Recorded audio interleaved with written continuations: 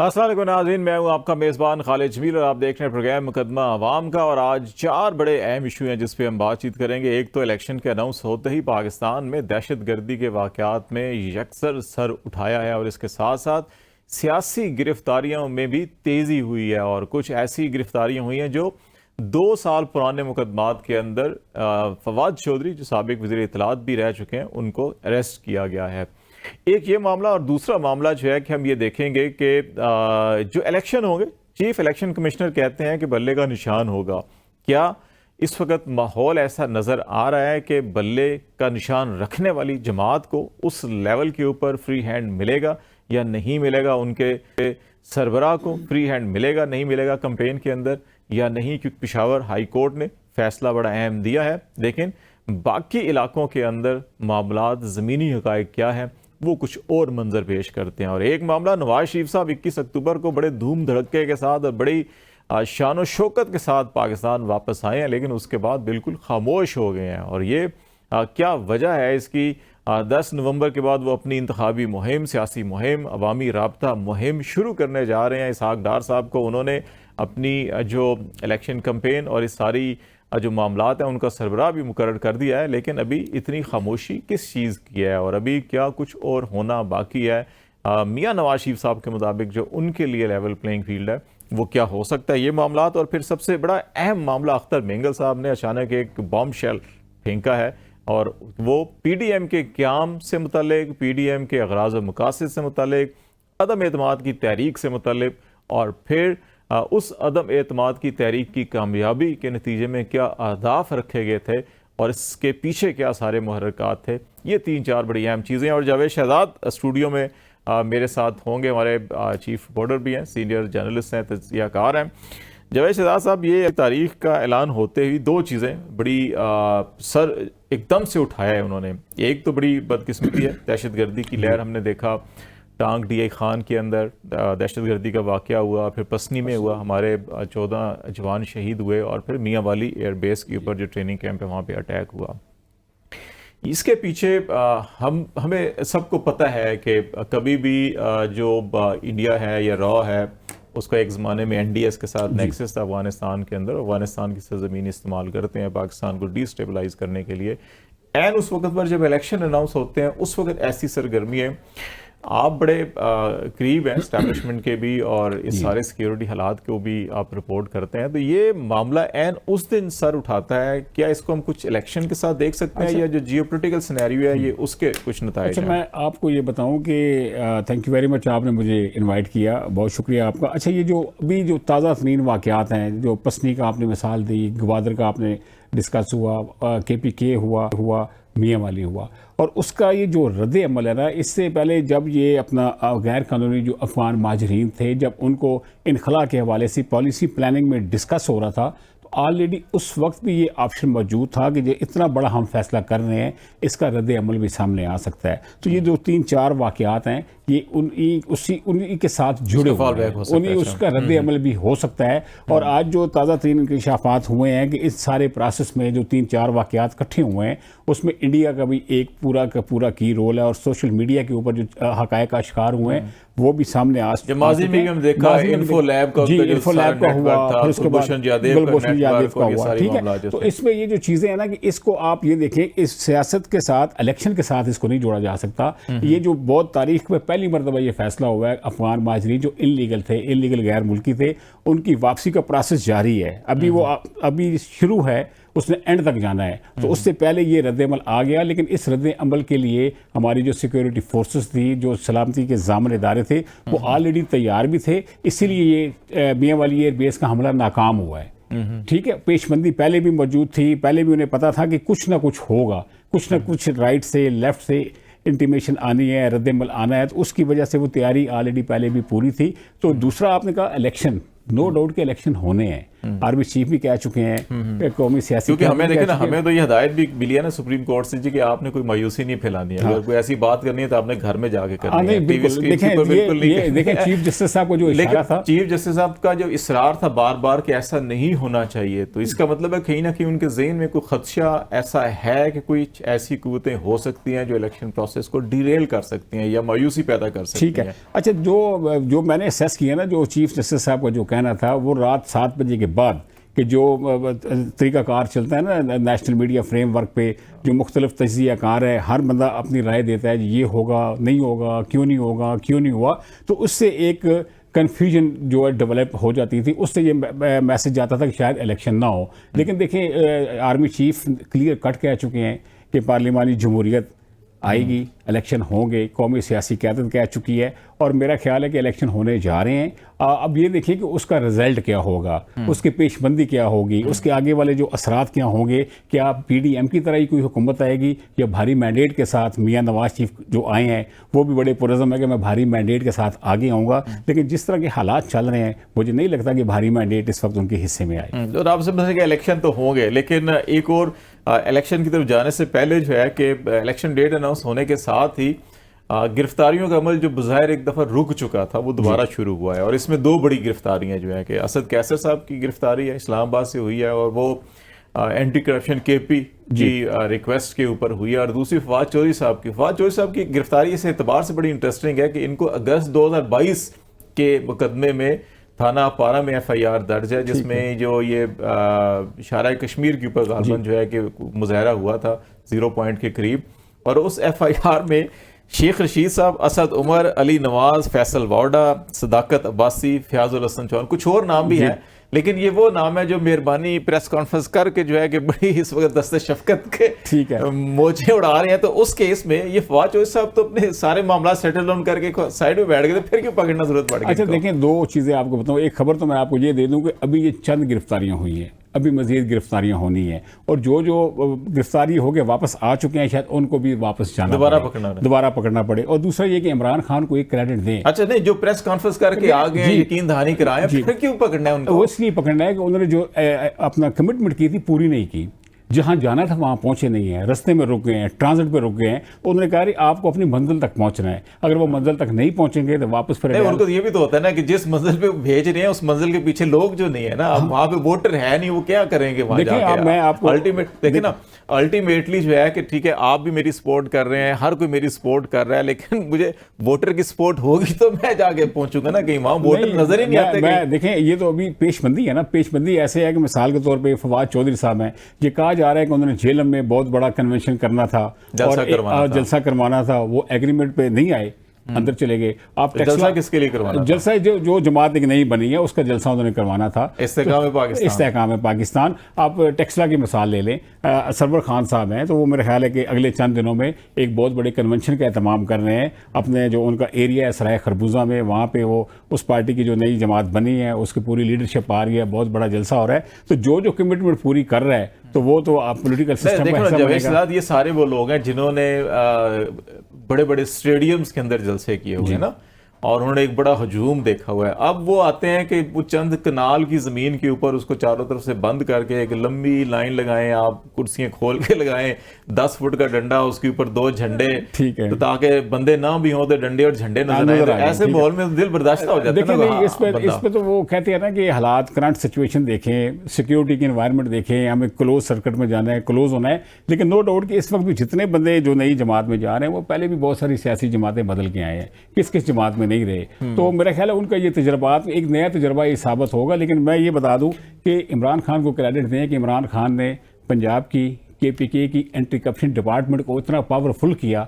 आप बिलीव करें कि एंटी करप्शन के पास नैब से ज़्यादा इख्तियारात हैं। तो ये पावरफुल इमरान खान ने खुद बनाया। उस वक्त शहजाद अकबर साहब थे, बाकी उनकी टीम को होना भी चाहिए, ठीक है। तो आप ये समझिए कि नैब के मतबादल जो इदारा है वो एंटी करप्शन डिपार्टमेंट है। और लेकिन ये सारा कुछ होने के साथ जो है कि देखो ये प्री पोल रिगिंग में आता है कि आप कुछ जमातें बनाते हैं, कुछ जमातों को तोड़ते हैं, और ये हर इलेक्शन में होता है। ठीक है। इसीलिए पाकिस्तान के तमाम इलेक्शंस के ऊपर उंगली उठाई जाती है कि धांधली ज़्यादा है, मुख्तलिफ नाम, सिलेक्टेड प्राइम मिनिस्टर और फलाना प्राइम मिनिस्टर, ये सारा कुछ होता है। तो क्या इससे हम जान नहीं छुड़ा सकते कि हम हर इलेक्शन से पहले हम नहीं करना है? आवाम को क्यों नहीं फैसला करने देते? दो चीजें है ना, जब जमहूरियत में फैसला आवाम ने करना है तो फिर हम या मैं बैठ के आप क्यों फैसला ये जो करेंगे? जमहूरियत है, ये जो सियासत है, रियासत के साथ है ना। रियासत होगी तो आप करेंगे ना। तो पहले सबसे पहले हम गाली देते हैं रियासत को, फिर हम कहते हैं सियासत करनी है, फिर हम कहते हैं हमने जमहूरियत करनी है। तो सबसे पहले हमें रियासत को मजबूत बनाना चाहिए। रियासत का बुनियादी अंसर तो अवाम होते हैं। अवाम होते हैं। अवाम होंगे तो अवाम रियासत, होंगे, अवाम होगी, जमीन होगी, तो अब मुकन्ना अदलिया और इंतजामिया होगी। अब देखिए ये जो मियाँ वाली का इंसिडेंट हुआ है, मियाँ वाली के इंसिडेंट के बाद जो जिस जमात की आप बात कर रहे हैं, उस जमात का जो एक इलामिया सामने आया है, उस इलामी में क्या लिखा हुआ है कि जी हमें शकूक व शुबहात हैं कि ये मामला किसी दूसरी तरफ जा रहे हैं। उसके ऊपर और बहुत सारी डेवलपमेंट हुई है। मैं ये कहना चाह रहा हूँ कि रियासत को इस किस्म के वाकयात के ऊपर तो बिल्कुल हमें पूरी कौम को एक होना चाहिए और उस पे मतलब अपने दिफा के लिए और इन इश्यूज के ऊपर सियासत नहीं करनी चाहिए। लेकिन एक चीज जो बड़ी सवाल पैदा होता है ना, जो चीफ इलेक्शन कमिश्नर साहब ने कहा जी कि बल्ले का निशान भी होगा, सब कुछ होगा, लेकिन अगर यूं आप लोगों को मजबूर करेंगे, बार बार पकड़ेंगे कि आप वहां तक आए, उनमें शामिल हों, जलसे जुलूस करें, तो फिर इसको फेयर इलेक्शन तो नहीं कहा जाएगा। देखिए मैं सिकंदर सुल्तान राजा साहब का आप बार बार नाम ले रहे हैं। सिकंदर सुल्तान राजा साहब जिस तरह मंजे हुए ब्यूरोक्रेट है ना, तो उनकी जो सर्विस कैरियर है और पूरे का पूरा आप उसको देखें, असिस्टेंट कमिश्नर से लेके फेडरल सेक्रेटरी के बाद वो चीफ सेक्रेटरी भी रहे और उसके बाद वो चीफ इलेक्शन कमिश्नर बने। तो बहुत सारे अदवार देखे हैं उन्होंने, बहुत सारे वज़राए आज़म उन्होंने देखे हैं, बहुत क्लोज कम्युनिकेशन में, लेकिन वो नीट एंड क्लीन है। तो उसमें ये नहीं कहा जा सकता। देखिए उन्होंने कितनी बड़ी खबर दे दी कि इलेक्शन में बल्ले का निशान होगा, ठीक है, निशान तो उन्होंने अलॉट कर दिया।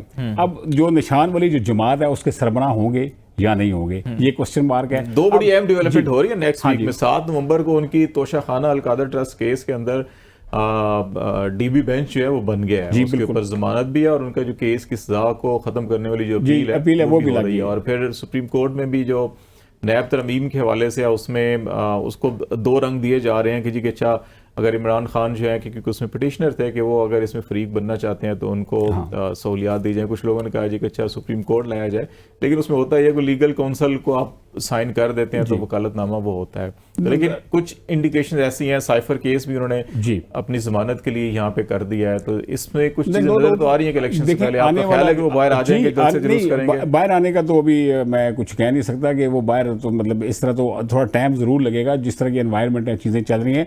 लेकिन मैं ये बता दूं कि चीफ इलेक्शन कमिश्नर सुल्तान सिकंदर राजा जो हैं वो इलेक्शन करवाएंगे, फेयर एंड फ्री करवाएंगे। और उन्होंने मतलब है कि इमरान खान के दौर में भी जनरल फैज़ का भी दबाव बर्दाश्त नहीं किया और उससे पहले नवाज शरीफ का दबाव भी बर्दाश्त नहीं किया और शहबाज शरीफ का दबाव भी बर्दाश्त नहीं किया। तो मैं ये कह सकता हूँ, मेरा उनके साथ जो मेरा उनसे मतलब है कि शनासाई है वो। लेकिन अभी देखे ना, ये ममनुआ फंडिंग केस हो या जितने सारे केसेस हो, सारी जमातों के केसेस भी अभी तक पेंडिंग पड़े हुए हैं। ठीक है, एक जमात के ऊपर मुसलसल परसू करने वाला कोई नहीं। देखें ना, ये तो क्रेडिट जाता है अपना, इसको अपना पीटीआई के जो थे इमरान खान के जो बानी थे, नाम नहीं रहा उनका, वो अकबर एस बाबर ने इस केस को परसू इतना किया, करते करते करते उस नहज पे लेके आए। बाकी जो लोग हैं उसको परसू करने वाला अकबर एस बाबर अकेले नहीं थे, वो अकेला ही निकला था सर, वो अकेला ही निकला था जानिब मंजिल। फिर लोग मिलते गए, कारवां बन गया उनका। लेकिन नो डाउट कि अकबर एस बाबर, आप बिलीव करेंगे, इमरान खान साहब अक्सर कहा करते थे कि मैं अपनी गारंटी नहीं दे सकता, अकबर एस बाबर की गारंटी दे सकता हूँ, उसकी शराफत की, उसकी दयानत की, उसकी मेलोडी में ये जी उनका दफ्तर होता था। ठीक है, तो आप छोटे से घर में देखें, बनी गाला तक गए, बनी गाला से वजीर आजम हाउस तक आए, लेकिन वो अकबर एस बाबर नहीं थे साथ। ठीक है, तो इसमें तो कोई शक नहीं कि इमरान खान साहब ने जितने उनके मौसम थे ना, उन्होंने हाथ काटे हैं उनके, उन्होंने साइड लाइन किया है। अगर वो ना करते, आज वो कहते हैं, आज वो जेल में भी कहते हैं यार अकबर एस बाबर ठीक कहता था कि आज जितने मेरे साथ छोड़ गए हैं, काश मुझे पहले पता चल जाता। देखिए ये जवेद शहजाद, ये तारीख का एक धारा है, सियासी तारीख का एक धारा है कि भुट्टो साहब जब उनकी पीपल्स पार्टी थी और भुट्टो साहब जब ज़ेर अताब हुए, गिरफ्तार हुए और उनके मामला जब वो डेथ सेंटेंस की तरफ गए, तो उनकी सीईसी के सिर्फ 2-3 लोग उनके साथ थे और बाकी सब के सब जो है कि वो हफ्ते 10 दिन के अंदर उड़ान भर गए। बाद में जाके किसी national people's party, Jatoi group, तो national people's party, Khar group और बहुत सी चीज़ें हुई। मियां नवाज शरीफ साहब 2/3 मेजॉरिटी भी ली उन्होंने, 99 में उनकी हुकूमत का तख्ता उल्टा गया, फिर उनकी जमात में से पूरी की पूरी मुस्लिम लीग काफ निकाली गई। ठीक है, भुट्टोइज़्म आज भी जिंदा है, भुट्टो का वोटर आज भी है, ठीक है। नवाज शरीफ का अपना वोटर भी जो है कि वो उनके साथ अभी भी जो है कि इंटैक्ट है, वो उनका वोट या उनका जो भी नज़रिए से इख्तिलाफ बहुत से लोग करते हैं, होता भी है, सियासत में होना भी चाहिए, वो इंटैक्ट है। लेकिन क्या ये समझ के कि ये तहरीक इंसाफ ख़त्म हो गई है या इसके अवामी सपोर्ट ख़त्म हो गई है, मेरा नहीं ख्याल कि उनका वोटर इंटैक्ट है। ये वो लोग हैं जो कभी काफ में थे, कभी पीपल्स पार्टी में थे, कभी नून लीग में थे, कभी फलां में थे, कभी फलां में थे। इन मराइल से मेरा ख्याल है कि सियासी जमातें जो है वो उनकी प्योरिफिकेशन होती है, सफाई हो जाती है। ये सारे के सारे नासर, और अभी जो पिछले साल हमने इलेक्शन देखे हैं ज़िमनी, जितने भी देखे हैं हमने ये अप्रैल 2022 के बाद, उसमें ये जो अनासर थे जो इधर से उधर प्रवास करते रहते हैं, इन सब को शिकस्त हुई है। ठीक है, मेरा ख्याल है अवाम के अंदर इतना शऊर आ गया, यही वजह है कि अब लोगों को जबरदस्ती पकड़ना पड़ रहा है उनको कि अच्छा जी आप फलां पार्टी में आए, जलसा करवाएं, उनके साथ मिल के इलेक्शन लड़ें। वो कहते हैं कि हल्के में जाते हैं लोग दुआ सलाम नहीं करते कि अच्छा जनाब, पहले कहते हैं जी कि जनाब गमी शादी तो जनाब खान साहब चौधरी साहब तो नाल है, लेकिन वोट जो रहते दसो तुसी के दिन लो। हाँ नहीं ठीक है, इसमें आपकी बात में कोई दो राय नहीं कि वोट बैंक जो है वो अपनी जगह इंटैक्ट है, सारी चीज़ें चल रही हैं। अभी आपने नाम लिया मुस्लिम लीग काफ का, आप देखें आने वाला जो जैसे आप सिनेरियो बन रहे हैं ना, एकदम आप देखेंगे कि ये मुस्लिम लीग काफ में भी उठान पैदा होने जा रही है। तो बहुत सारे वो भी गिला कर रहे हैं, हमने बड़ी कुर्बानियां दी हैं, और ये में लड़ाई होगी, फैमिली में लड़ाई होगी। और ये भी आप ज़हन में रखें कि अपना चौधरी परवेज़ इलाही साहब जो हैं, नो डाउट कि बहुत बड़ी कुर्बानी दी, और इस वक्त उनका जो मतलब है कि वैल्यू बनी है, जो रिस्पेक्ट बनी है उम्र के इस हिस्से में जो उन्होंने कुर्बानी दी है, वो उनके सियासी तारीख में, सियासी उनकी ख़ानदान में इतनी बड़ी कुर्बानी किसी ने नहीं दी। और ये भी चीज़ें डेवलप हो रही हैं, अगर थोड़े अरसे में मज़ीद सूरत हाल ऐसी ही रहती है तो पॉसिबिलिटी नज़र आ रही है कि Chaudhary Pervaiz Elahi Sahab come back to the home, Muslim League काफ में ही ना आ जाएं। और अगर वो आ जाते हैं तो फिर उनके साथ कितने सारे लोग हैं और क्या सिनेरियो बनता है। तो अभी मेरा ख्याल है कि ये जो अभी सिलसिला, उन्होंने जाना होता तो पहले ही चले जाते, नहीं मेरा ख्याल है कि कुछ करने कराने के बाद देखें, अब जाना तो चले जाते, ठीक है, लेकिन उस वक्त की साले सनम ना हो जाए। यस ये ऐसी सूरत हाल है। और इसमें देखिए अभी अब उन्होंने जो साबिक वज़ीर ख़ारजा है उनकी सूरत हाल भी देखी है, खुद भी वो कुर्बानी के इस प्रोसेस के अंदर शामिल हैं। लेकिन कुछ हल्के ये कह रहे हैं कि पीटीआई के अंदर भी ना इस वक्त भी चौधरी परवेज़ इलाही साहब की नो डाउट कि उनका सियासी कद काठ में इजाफा हुआ है, लेकिन उनको वो पोजीशन नहीं मिल सकी जिस पे उनको होना चाहिए। देखिए हर पार्टी के अंदर मियां नवाज शरीफ साहब के भाई थे, प्राइम मिनिस्टर भी थे, प्रेसिडेंट भी थे, शायद खाकान अब्बासी साहब भी उनके प्राइम मिनिस्टर रहे, ठीक है। लेकिन पीएमएल एन से अगर एन मतलब नवाज शरीफ निकाल दें तो पार्टी खत्म है, ठीक है ना।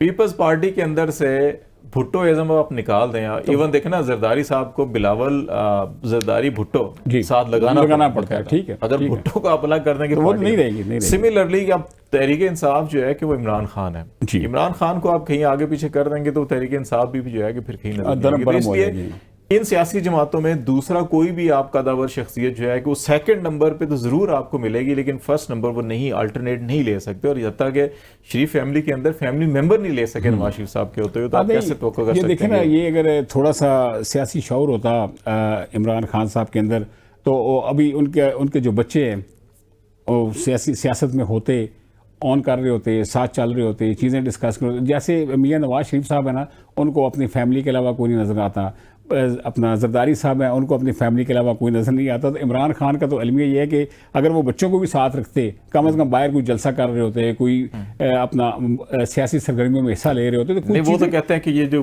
पूरी कौम जो है मेरी बच्चे हैं, बस वो बच्चे हैं ना, वो बच्चे पूरी देखें ना, वो पूरी कौम के बच्चे बिगड़ गए ना सर। हालात देखें, अज़ौमी के वाक़यात देखें, सारी सूरत हाल देखें, मतलब है कि स्टेट के ख़िलाफ़ ही जब आप चल पड़ेंगे, रियासत के ऊपर ही आप पथराव शुरू कर देंगे, रियासत के अंदर ही आप अगर जलाओ घराव करेंगे तो फिर रिजल्ट क्या आना है? तो देखो हमें एक चीज़ ये 9 मई के वाले से तो इसमें कोई शक नहीं है कि जो भी पुरतशद्दुद कार्रवाइयाँ हुई हैं और उसके अंदर जो भी अनासर हैं उनके खिलाफ कार्रवाई होनी चाहिए, और जो भी पाकिस्तान के कवानीन कहते हैं वो, इससे किसी को कोई इख्तिलाफ नहीं है। लेकिन उनकी आड़ में अब आप ये देखें कि लोगों की पूरी फैमिलीज, ख्वातीन को निशाना बनाना या ह्यूमन राइट्स की वायलेशन या पॉलिटिकल राइट्स की वायलेशन, बिल्कुल अक्रॉस द बोर्ड चले जाना। अभी तक आप देख लें, अभी हम जैसे हमने बात का आगाज़ किया फवाद चौधरी या इन लोगों के साथ, तो आप अगर जियो फेंसिंग देखें हम लाहौर की या फैसलाबाद की या रावलपिंडी की देख लें, ठीक है, जो हमें ब्रीफिंग्स दी गई, प्रेजेंटेशंस दी गई, जिन लोगों के चेहरे नंबर्स दिखाए गए, वो प्रेस कॉन्फ्रेंस करके सारे आज़ाद हैं। फॉर एग्जाम्पल अभी भी जो रह गए वो सारे प्रेस कॉन्फ्रेंस कर दें, तो फिर हम क्या कहेंगे? 9 मई के जिम्मेदार कौन असल थे? में किसको जो है कि हम अच्छा फिर मुर्दे इल्जाम ठहराकर हम किसको हमने जो है कि कानून की बालादस्ती को बनानी है? तो इसका ही मतलब है कि हमें ऐसे मौक़ों के ऊपर हमें मेरा ख्याल है कि हमें कौमी सतह के ऊपर अपने हर फर्द को, हर इदारे को देखना चाहिए कहाँ कहाँ गलतियाँ हुई हैं जिसकी वजह से हम इस नतीजे यहाँ तक पहुँचे हैं, उसका अजाला कैसे किया जा सकता है, नंबर 1। नंबर 2, अगर अगेन इसके ऊपर पॉलिटिक्स हुई और पॉलिटिकल नताइज हासिल करने की कोशिश की गई तो उसके बाद फिर मजीद जो है बिगाड़ पैदा होगा, जब माजी में भी ऐसे होता रहा है। ठीक बात मेरा तो ये ख्याल है। नहीं, बिल्कुल आपकी बात बिल्कुल ठीक है, लेकिन मैं आपको बता, आपने कहा जैसे अभी आपने कहा कि इमरान खान कहते हैं पूरी कौम के बच्चे मेरे बच्चे हैं, ठीक है, लेकिन उनको नहीं, उनको एक माइंड सेट तो डेवलप कर दिया उन्होंने, मतलब है कि जलाओ घराव का शिकार कर दिया और उनके अंदर इतना डिवीजन बन गई, इतनी नफरत पैदा हो गई कि उन्होंने एंड तक चले गए। अब अगर सारी अब वापस कैसे आना है? तो चलो हम ब्रेक ले लेते हैं, कमर्शियल ब्रेक लेते हैं। नाज़रीन, जवेद शहजाद हमारे साथ हैं और इसके बाद जो बाकी मामलात हैं, कुछ पाकिस्तान की सियासत के, मईशत के और जो सारे मामलात हैं उसके बाद जारी रखेंगे। हमारे साथ रहिएगा। वेलकम बैक नाज़रीन। बातचीत करें, पाकिस्तान में इलेक्शन का ऐलान हुआ लेकिन दहशतगर्दी के वाक़यात में यकसर इजाफा हुआ है और इसके साथ साथ जो है कि पाकिस्तान में सियासी गिरफ्तारियां भी दोबारा से शुरू हुई हैं। और हमें ब्रेक से पहले जवेद शहजाद हमारे से बातचीत कर रहे थे। फरीदुल्लाह खान हमारे ब्यूरो चीफ हैं पेशावर के, और KP के अंदर अमन अमान के मामलात हों या सियासी मामलात हों, बड़ी गहरी नज़र रखते हैं। फरीदुल्लाह, बहुत शुक्रिया हमें ज्वाइन करने का। पहला बुनियादी सवाल तो ये बताएं कि ये जो दहशतगर्दी की लहर दोबारा सर उठा रही है और KP जो है एक ज़माने में हम देख रहे हैं पिछली 1-2 दिहाइयों से KP और बलूचिस्तान के अंदर हालात कोई साजगार नहीं थे अमन अमान के हवाले से। फिर बड़ी मेहनत हुई, पाकिस्तान की सिक्योरिटी फोर्सेस ने, पाकिस्तान की आवाम ने, पाकिस्तान की पोलिटिकल पार्टीज़ ने बड़ी कुर्बानियाँ दी, जिसके नतीजे में हम दहशतगर्दी के इस जो भी इसको हम नाम दें, इस पर हमने ऑलमोस्ट कंट्रोल कर लिया था। लेकिन एकदम से ये फिर मामलात से हुए हैं। इसकी बुनियादी वजूहात आपकी नज़र में क्या हैं कि ये वाक़यात अब क्यों ऐसे शुरू हो रहे हैं और हमें इमीडिएटली क्या करना चाहिए इनकी रोकथाम के लिए? बहुत शुक्रिया खालिद जमील साहब। देखिए, इस साल की शुरू जो आगाज है जनवरी का, उस वक्त जो दहशतगर्दी का पहला खतरनाक वाक़या था वो पेशावर की पुलिस लाइन में धमाका हुआ था, जिसमें तकरीबन 100 से ज्यादा पुलिस एहलकार और सिविलियन शहीद हुए थे। और ये सिलसिला बढ़ता गया, लेकिन ये दरमियान में बिल्कुल जीरो हो गया था। जमरूद में, खैबर एजेंसी में, डिस्ट्रिक्ट खैबर में और 2-3 इस तरह के वाकयात हुए। लेकिन उसके बाद पुलिस ने बहुत ही जबरदस्त स्ट्रेटेजी अपनाई, स्पेशली पेशावर का जो इलाका है मतनी और दरा दमखेल कोहाट की साइड पे, वहां पे 1-2 छोटे छोटे वाकयात हुई। लेकिन फिर आहिस्ता आहिस्ता जो केयर टेकर गवर्नमेंट का सेटअप है, इस दौरान उसमें कमी देखने में आई है। लेकिन जो ही उस दिन इंतखाबात का ऐलान हुआ, ऐलान तो पहले हुआ था, लेकिन जो तारीख फिक्स हुई यकदम से, ये एक बहुत बड़ा जो डेरा इस्माइल खान और टांक में जो वाकया हुई या मुल्क के दूसरे हिस्सों में जो वाकया हुई, तो ऐसा लग रहा है कि पुलिस ने जो इकदाम उस वक्त जो इन्होंने कमिटमेंट की थी कि सेफ सिटी पेशावर का मंसूबा मुकम्मल करेंगे, सारे शहर में कैमरे लगाएंगे, और जो दीगर इजला है, मसलन कोहाट है या कोहाट और पेशावर के दरमियान जो वो है एरिया है, या जिला खैबर है, या जो हमारे बॉर्डर जहां जहां मिलते हैं साबिक कबायली अजला से, वहां पे सिक्योरिटी के इकदाम और कोशिश भी शुरू की। मतलब खैबर एजेंसी का आप ले लें या कुर्म एजेंसी का ले लें, बहुत आराम से कुर्म एजेंसी में जो हालिया तनाज़ा शुरू हुआ, उठने लगा, उसको बड़े आराम से ब्यूरोक्रेसी ने और हुकूमत ने उसको हल किया और उनको बैठाया एक सुलह। लेकिन जो ही इलेक्शन का डेट फिक्स हुआ कि फरवरी में इलेक्शन होंगे, डेट वो तो पुख्तनख्वा समेत जो मुल्क के दीगर इलाके हैं, पसनी में हुआ, मियावाली में हुआ, मियावाली में हुआ। तो कहने का मतलब ये है कि कुछ ताकतें ऐसी है जो पाकिस्तान में जो जमहूरी सेटअप है, जो सिस्टम है, इसको वो आगे बढ़ना नहीं देखना चाहते। इसमें एक वजह ये भी हो सकती है क्योंकि पाकिस्तान में पॉलिटिकल पोलराइजेशन भी इस वक्त जो है कि वो माजी की निस्बत हम देखते हैं काफ़ी ज़्यादा है, और जो बैरूनी ताकतें होती हैं वो हमेशा ऐसी सिचुएशन से फ़ायदा उठाती हैं कि जहाँ पे आपकी सियासी सतह के ऊपर चपकलशें, रंजिशें ज़्यादा हों तो उनका फ़ायदा उठाया जाता है और फिर इसको एक्सप्लॉइट किया जाता है। तो आप ये समझते हैं कि जो एक्सटर्नल फैक्टर इसके अंदर बहुत सी चीज़ें सामने आई भी हैं। जावेद शहजाद शेयर कर रहे थे और ये इसके अंदर अपना इनपुट हम चाहेंगे कि जावेद शहजाद भी दें इस मामले के अंदर, कि वो जो एक्सटर्नल फैक्टर हमने देखा, एनडीएस का रॉक and access, Kulbhushan Yadav network जो था बलूचिस्तान के अंदर और ये सारा कराची हैदराबाद तक इसकी एक्सेस थी। आप ये समझते हैं कि वो सारी चीज़ें मिलकर जो है कि इसको एक्सप्लॉइट करना चाह रही है, पाकिस्तान को दोबारा से पोलिटिकली इकोनॉमिकली डिस्टेबलाइज किया जाए? देखिए खालिद जमील साहब, जब तक पॉलिटिकल स्टेबिलिटी नहीं होगी तब तक इकोनॉमी भी इसी तरह, मतलब जो हमारी मईशत है वो डिपेंड है जमहूरी निज़ाम के आगे चलने पे। और इसके लिए ज़रूरी है कि जितनी भी पॉलिटिकल पार्टीज हैं, सबसे पहले तो इन्होंने उस खेत को संभालना है जिसमें उन्होंने फिर जाए ना इलेक्शन में, जो अवाम जिसको वोट दें वो आए और इक़्तिदार में आए। लेकिन सबसे पहले जो नेशनल एक्शन प्लान पर जो सारे इकट्ठे हुए थे और एक वो इस मुल्क से, इस पूरे मुल्क से दहशतगर्दी का जो वो है नासूर है, वो उठाने के लिए, वो खत्म करने के लिए मुतहिद हुई थी। इसी तरह इलेक्शन से पहले सबको एक टेबल पर ये जो गिरफ्तारी मिफ्तारी का वो है, इसी चीज को मैं इत्तेफाक करता हूं आपकी बात से कि ये जो गिरफ्तारियां हैं, ये जो खालिद जमील साहब, एक और फैक्टर भी जहन में रखें कि जो अफगान गैर कानूनी लोग हैं जो निकाल, एक फैक्टर ये भी हो सकता है क्योंकि मतलब पूरी दुनिया में जो लोग रहते हैं वो कानूनन अपने दस्तावेजात वगैरह ला के और वो उस मुल्क में जा रहे हैं। लेकिन अब अगर ये हम अपने उसको लाइन अप कर रहे हैं या मतलब अपना जो सिक्योरिटी है उसके लिए इंतजामात कर रहे हैं, और उन्हीं इकदामात में एक ये भी है कि जो इलीगल है, क्योंकि वो स्नैचिंग में और इन चीज़ों में हमारे यहाँ जो पुख्तनख्वा में डेटा सामने आया है तो बहुत सारे लोग ऐसे हैं जो इसमें इन्वॉल्व रहे। और आपने ये देखा कि पेशावर सेंट्रल जेल से तक 52 लोग ऐसे थे पहली उसमें कि वो उसको उठा के और वहाँ पे जो सेंटर बनाया है। तो पॉलिटिकल साइड पे आता हूँ, डिटेल में बात भी करते हैं। अगर मैं आपसे ये भी पूछना चाहूँगा, मैं जावेद शहजाद को भी इस गुफ्तगू में शामिल करना चाह रहा हूँ कि एक तो जावेद साहब से हम ये भी ज़रा पूछना चाहेंगे कि नवाज शरीफ साहब आके बड़े खामोश क्यों हैं? पॉलिटिकली तो बड़ी एक्टिविटी हो रही है, बाकी ग्रुपों को तोड़ तोड़ के पकड़ के सियासी जमातों में शामिल किया जा रहा है, तो नवाज शरीफ साहब क्यों खामोश हैं? और दूसरी तरफ फिर आप ज़रा ये हमें ज़रूर बताइएगा फरीदुल्लाह साहब के जो केपी का सियासी माहौल है, असद कैसर साहब को भी इस्लामाबाद में पकड़ा गया और केपी में इनको शिफ्ट किया जाएगा। वहाँ पे पेशावर हाई कोर्ट ने एक डिसीजन भी दिया है कि जिसमें आज कहा गया है कि जी कि सियासी जमातों को आइन के तहत हक है सियासी रैलीज जल्द से जुलूस करने का, और ख़ास तौर पे जब इंतखाबी माहौल हो तो उसमें उन्होंने भी फैसला किया है। तो इस फैसले के बाद वहाँ पे क्या माहौल बनता हुआ आपको नज़र आ रहा है? क्या वहाँ पे चीज़ें होंगी? इस पर ज़रा आप ज़ेन बनाएं।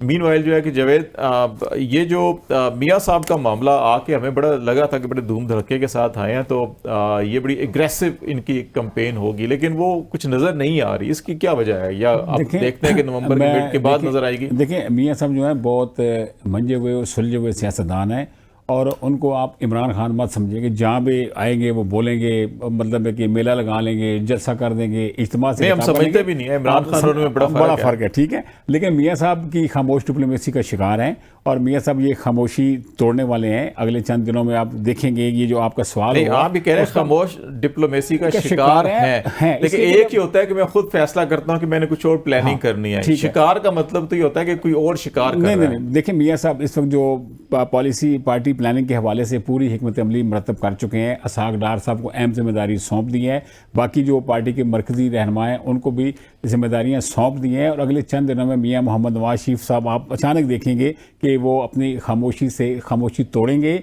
और पॉलिटिकल डेवलपमेंट के हवाले से वो सामने आएंगे, और उनका जो सियासी एजेंडा है जो वो लंदन से लेके चले थे, लंदन से आपको पता है बरसता कहाँ से हो गए यहाँ पहुंचे थे। सियासी एजेंडा जो उन्होंने बनाया था वो लेके चलने वाले थे, लेकिन फिर यहाँ से शहबाज शरीफ साहब अचानक गए थे और उसके अंदर कुछ नहीं, ये भी बड़ी स्पीड ब्रेकर लगाए गए थे। वो स्पीड ब्रेकर कायम रहेंगे या वो भी खत्म हो जाएंगे? शहबाज शरीफ साहब भी उस सूरत हाल के बाद गुजरांवाला आए थे, गुजरांवाला से हो गए फिर लाहौर गए थे, लाहौर से फिर वो लंदन रवाना हुए थे।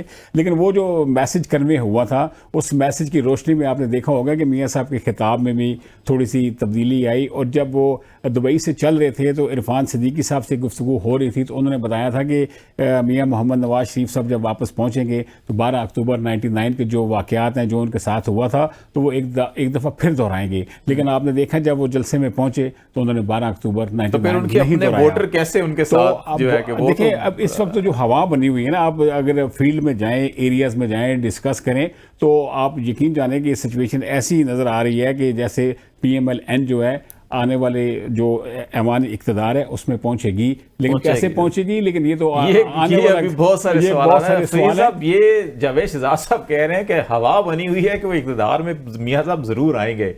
आप KP के अंदर हजारा, एक जमाने में पूरा हजारा डिवीजन मियां साहब का होता था, वहां से कोई दूसरी पार्टी कामयाब नहीं होती थी। अभी हमने बल्दियाती इलेक्शन भी देखे हैं, सूबाई वहां पे इलेक्शन देखे हैं, ज़िमनी इलेक्शन भी देखे हैं। तो जरा ये बताएं कि KP की हवा क्या कहती है, नंबर 1। और नंबर 2, ये जो दोबारा से इलेक्शन की अनाउंसमेंट के बाद गिरफ्तारियों का सिलसिला शुरू हुआ और पेशावर हाई कोर्ट का फैसला हुआ, तो ये सारा मगलूबा या खिचड़ी क्या बनेगी KP के अंदर, आपको क्या नजर आ रहा है? अरे जमील साहब, अगर नून लीग की मैं बात करूं तो पुख्तनख्वा में तो उनकी जो अपनी सीनियर मोस्ट लीडर हैं, मतलब इकबाल जफर जगड़ा, सरदार मेहताब, पीर साबिर शाह, अब्दुल सुबहान एंड सो मेनी अदर, वो कहाँ खड़े हैं? उनको क्यों, अगर नवाज शरीफ साहब इतनी ही सिंसेरिटी से आए थे और इस मुल्क को उन मुश्किलात से निकालना चाहते थे, तो सबसे पहले तो अपने जो सीनियर मोस्ट कारकुन हैं जो उनके साथ जेलों में रहे, सरदार मेहताब उनके साथ ही जेल रहे 97 में जो अटक किले में बंद थे, और बहुत सारे इसी तरह, अब्दुल सुबहान इसी तरह। तो पहले तो कम से कम जो इनका अपना वो है सेटअप है और जो इनकी सीनियर वर्कर्स है पुख्तनख्वा में, पहले उनको तो वो करें। यहाँ तो जो वोट बैंक है, हम यहाँ देखते हैं PTI का जो वोट बैंक है, जो कुछ इनके साथ किया जा रहा है उसमें मुसलसल इजाफा, और मैंने ऐसे लोग भी देखे हैं जो PTI के सख्त मुखालिफ रहे, लेकिन जो कुछ हो रहा है, जो पकड़ दकड़, आपने अभी फरमाया कि असद कैसर को वहां गिरफ्तार किया था, यहाँ पेशावर में जो ऑलरेडी वो कर रहे हैं, तारीखें भुगत रहे हैं, तो ये एक तरह से जो PDM जब से आई है और ये पकड़ दकड़ शुरू हुई है, तो उन्होंने PTI ने जो कुछ किया था लोग वो भूल गए हैं और उनके साथ हमदर्दियां शुरू हो गई, उस बजाय इसके कि नवाज शरीफ के साथ जाए। मेरा नहीं ख्याल कि आने वाले इलेक्शन में पुख्तनख्वा में कम से कम नून लीग को कोई होंगे 2-4, और उनकी तरजीहात भी नहीं है। मतलब अब जब से आए हैं, मरी तक आए हैं, लेकिन पुख्तनख्वा में किसी किस्म की कारकुनों की जो इज्तिमा है या जो सीनियर मोस्ट है, उनसे राब्ते मेरी नजर में उन्होंने नहीं, वो मरी तक गए हैं, लेकिन शायद खान अब्बासी साहब से भी क्यों, जवेद शहजाद साहब, शायद खान अब्बासी साहब से भी कोई राब्ता मुलाकात नहीं हुई उनकी? लेकिन शायद खान अब्बासी खुद एयरपोर्ट पर रुक गए, उनको रोक दिया गया और उनकी मुलाकात भी नहीं हो सकी, और वो कह रहे थे जिस दिन वो पहुंचे वो यहाँ पे नहीं थे। लेकिन शायद खान अब्बासी साहब को ले लें या चौधरी निसार अली खान को ले लें, जैसे अपना फरीदुल्लाह ने रेफरेंस दिया, सरदार मेहताब साहब का दिया, पीर साबिर शाह का दिया। नो डाउट के पार्टी के अंदर ये जो पुरानी क़यादत है, जो उनके साथ गर्म और सर्द मौसम में चली है, तो ये ऐसे ही है जैसे इमरान खान के साथ लोग चलते रहे ना, उन्होंने जब इक़्तिदार में साइड लाइन कर दिया तो ये भी साइड लाइन हो चुके हैं। अब नए चेहरे सामने आ रहे हैं। मियां साहब की भी ख्वाहिश है कि नई क़यादत भी उभरे, नए नए लोग भी सामने आए, और पार्टी के अंदर नो डाउट के इख्तलाफ राय तो आप खुद कहते हैं कि जमहूरियत का हुस्न होता है। ये फरीद साहब को माहौल बनता नजर आ रहा है आपको कि पेशावर हाई कोर्ट के फैसले के बाद जो है कि थोड़ा सा कुछ इनको स्पेस मिलेगी तहरीक इंसाफ को वहां पे, या बस ऐसे ही इनकी बगैर जो है कंपेन के ही इलेक्शन लड़ेंगे, जैसे अभी इन्होंने तहसील नाज़िम के लड़े हैं या ज़िमनी इलेक्शन लड़े हैं, और JUI बड़ा फैक्टर है वहाँ पे, ANP और JUI PS पार्टी बड़ी वीक हुई है। कुछ सीटें एक ज़माने में पेशावर या इस जगह से निकालते थे, लेकिन JUI अभी भी अपना वोट बैंक उसका है, क्योंकि उनका जो बैकग्राउंड है दीनी मदारस, और ANP का अपना जारसदा, मर्दान, और ये पेशावर के अंदर भी बलोर फैमिली का बड़ा असर रसूख है। तो ये सारे अगर PDM रिवाइव करते हैं, सीट एडजस्टमेंट करते हैं, अभी हमने ज़िमनी इलेक्शन में तो कुछ नहीं देखा, लेकिन कुछ पोटेंशियल है इनका, इस तरफ भी जा सकते हैं, क्या मंजर क्या देख रहे हैं अभी आप? देखिए, 3 सियासी जमातें हैं, वो शुरू से मतलब उनकी सरगर्मियां जारी हैं। जमात इस्लामी है, अवामी नेशनल पार्टी है, और JUI है। इन्होंने न सिर्फ अपने जो कैंडिडेट हैं, ANP ने तो बाकायदा तकरीबन पूरी सूबे में कौमी और सूबाई असम्बली की जो नशस्तें हैं, बाकायदा उन्होंने तो टिकट अलर्ट किए हैं। जमात इस्लामी भी इसी तरह जो उनके वर्कर्स हैं, टिकट होल्डर्स, उनको ऑलरेडी एक लिस्ट उन्होंने तैयार की है। JUI भी इसी तरह मुख्तलिफ वो कॉर्नर मीटिंग्स और कारकुनों के कन्वेंशन वगैरह इसी तरह एक्टिविटीज कर रहे हैं। पीपल्स पार्टी, नून लीग, इनकी एक्टिविटीज बिल्कुल नहीं है, और PTI को तो खैर वो इजाजत ही नहीं है। अभी जो इन्होंने मुख्तलिफ उस पर इजाजत चाही रैली के लिए फलस्तीन के हवाले से या दीगर जो कौमी दिन है उसके हवाले से, तो यहाँ तक उनको उसकी भी इजाजत नहीं है। लेकिन एक बात है खालिद जमील साहब, अगर इलेक्शन हुई और ये लोग जो पुराने वर्कर्स हैं जो इस वक्त मुख्तलिफ मुकदमात फेस कर रहे हैं, अगर ये इनको टिकट मिल गई तो मेरा ये ख्याल है, जो मैंने नोट किया है, इनको लोग वोट देंगे। उसके मुकाबले में पीपल्स पार्टी या PDM में जो लोग शामिल थे उसके मुकाबले में अभी नहीं होगा, माहौल डिफरेंट है। फिर साहब एक ब्रेक लेते हैं, कमर्शियल ब्रेक। नाज़रीन इसके बाद वापस आएंगे तो फिर खास तौर पे अख्तर मेंगल साहब ने जो PDM के क़याम के हवाले से जो स्टैब्लिशमेंट का किरदार था और जो इनके अगराज़ व मकासद थे जो हासिल नहीं हो सके, उसके ऊपर हम कुछ बात करेंगे। ब्रेक के बाद हमारे साथ रहिएगा। वेलकम बैक नाज़रीन। प्रोग्राम के आखिरी हिस्से में अख्तर मेंगल साहब जो BNP मेंगल ग्रुप के सरबराह हैं और इत्तेहादी रहे PDM हुकूमत के, और ये उन इत्तेहादियों में से थे जिन्होंने सबसे पहले पाकिस्तान तहरीक इंसाफ की हुकूमत को खैरबाद कहते हुए अपोजिशन में आए थे। अब ये उन्होंने एक रिसेंटली एक इंटरव्यू में ये 2-3 बातें बड़ी अहम कही हैं। एक तो ये कही हैं जी कि अगर उस वक्त जनरल बाजवा के जो तल्लुकात थे इमरान खान से ख़राब ना होते तो PDM ना बनती और ये मामलात ना होते। इसका मतलब है कि मामलात कुछ इस्टेब्लिशमेंट के और इमरान खान के ख़राब हुए थे जिसकी वजह से PDM बनी। दूसरा वो ये कहते हैं कि इस्टेब्लिशमेंट की मदद से PDM ने हुकूमत बनाई थी, और फिर बाजवा साहब की जो पॉलिसीज़ थी बड़ी मुबहम थी। उनका ये कहना है कि वो सबको खुश करने की पॉलिसी पे चल रहे थे कि अगर वो PDM की हुकूमत बनती है तो उनके साथ भी, अगर इमरान खान सर्वाइव कर जाते हैं तो उनके साथ भी।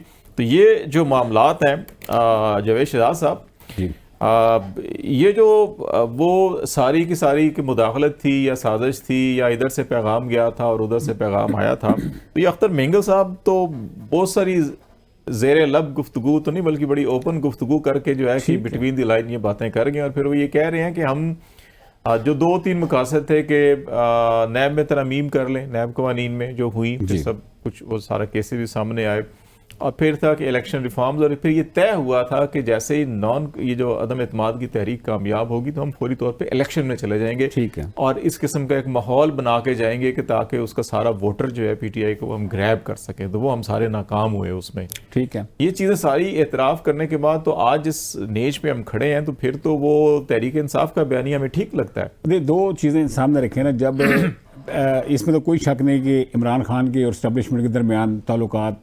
कशीदा हुए। उस कशीदगी के नतीजे में अदम एतमाद की तहरीक आई और उस अदम एतमाद की तहरीक के नतीजे में PDM बनी। जब PDM बनी और उस वक्त जनरल बाजवा की कमांड थी और उनका जो मशावती अमल था जो इस्लामाबाद से लोग करते थे वो भी उनके साथ कम्युनिकेशन में थे। अख्तर मेंगल साहब के साथ भी उन्हीं लोगों के मुज़ाकरात हुए। अख्तर मेंगल को भी वही PDM में लेके वो कह रहे थे, मैं खुद बाजवा साहब से मिला था, बाजवा साहब की जो गुफ्तगू से अंदाजा लगाया कि बड़ी मुबहम सी उनकी पॉलिसी। तो बाजवा साहब, इसमें तो कोई राय नहीं कि बाजवा साहब हर एक को खुश करते हैं। इवन कि आप भी अगर चले जाए तो आप भी वो खुश करके भेज देंगे, बिल्कुल लश पश कर देंगे, मसला ही कोई नहीं, मैं थोड़े नाल दोस्तों करना की है। अब इशू ये है कि अब बाजवा साहब जा चुके हैं।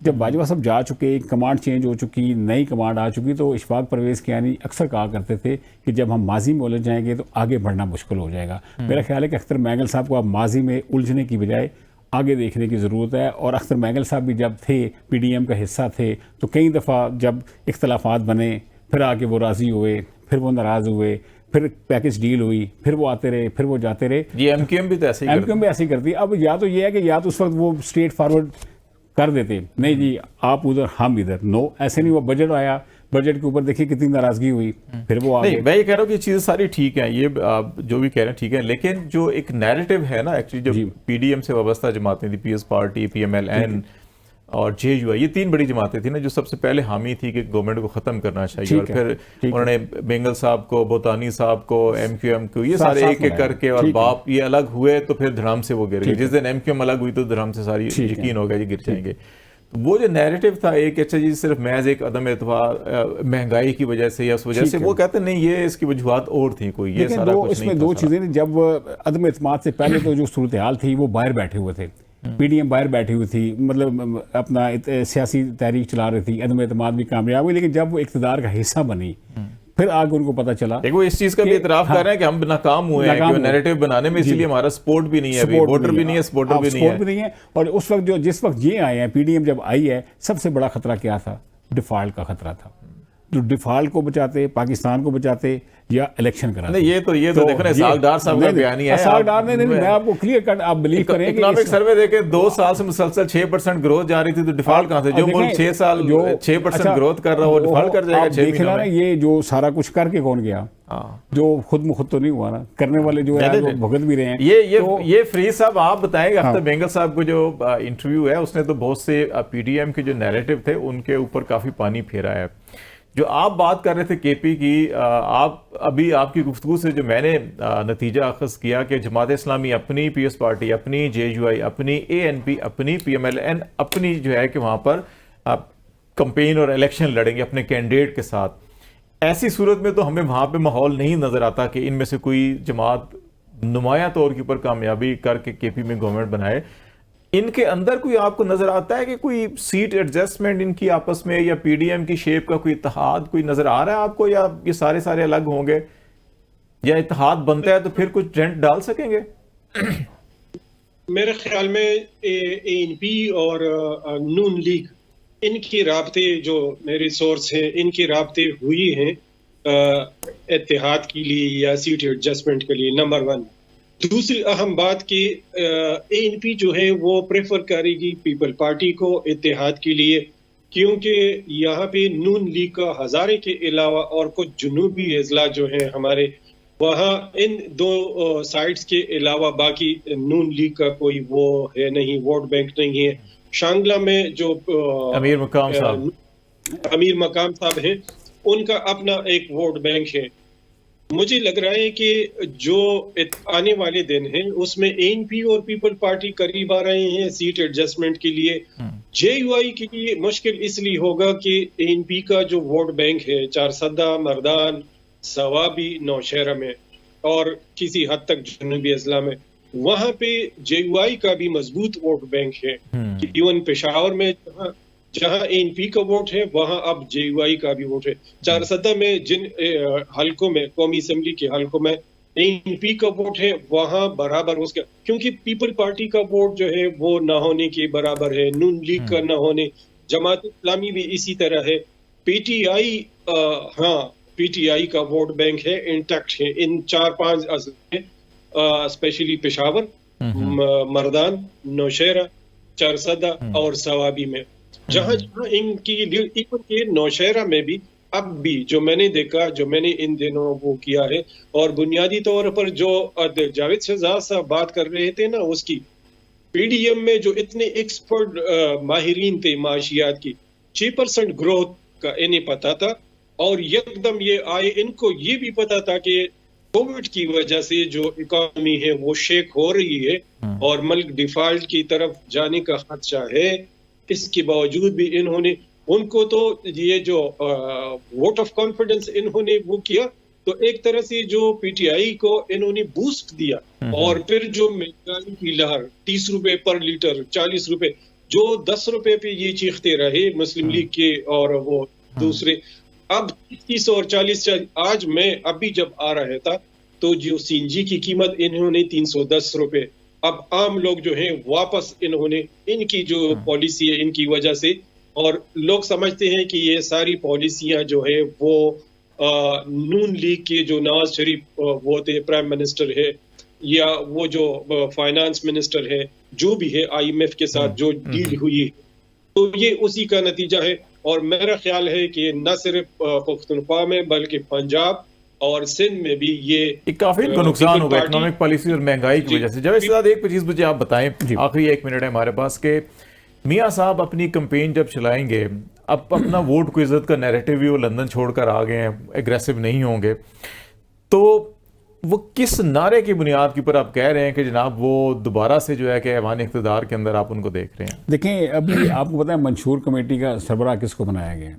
मंशूर अभी तैयार कर रहे हैं, इरफान सदीकी साहब अपना जो एक्सपीरियंस है उसमें भी वो डाल रहे हैं, और इस वक्त आवाम के जो मसाइल हैं, गुर्बत है, भूख है, महंगाई है, बेरोज़गारी है, तो यही उनके मंशूर का बुनियादी हिस्सा बनेंगे। लेकिन इसमें आगे आने वाले दिनों में जो ताज़ा तरीन डेवलपमेंट हो रही है, कुछ चीज़ें उसमें और भी शामिल करेंगे, तो वो उनका तो पूरा की पूरी तैयारी के साथ आ रहे हैं। मियां मोहम्मद नवाज शरीफ को आप खामोश देख रहे हैं, ये खामोशी किसी बड़े तूफान का पेश खैमा भी बन सकती है। आप इसको बड़ा ईजी ले रहे हैं कि वो शायद चुप करके बैठ गए हैं, डर के बैठ गए हैं, खौफजदा हैं, तो ऐसी कोई सूरत हाल नहीं। मेरी आपके प्रोग्राम में आने से पहले भी मैंने लाहौर भी रब्ता किया, मियां मोहम्मद नवाज शरीफ की ये खामोश डिप्लोमेसी के हवाले से भी बातचीत की, उनके जो करीबी हल्के हैं उनसे भी, तो सब के सब कह रहे हैं मियां मोहम्मद नवाज शरीफ सब तैयारी में है। तैयारी में ये खामोश तूफान जो है कि ये चले, हम दुआ गो हैं कि मामला सियासी जो है कि वो इस्तेहकाम की सूरत में रहे, मामला आगे बढ़ते रहें, और ये तूफान, सियासी तूफान जो है अवामी तूफान के बन के कोई नताइज सारे ना बदल दे।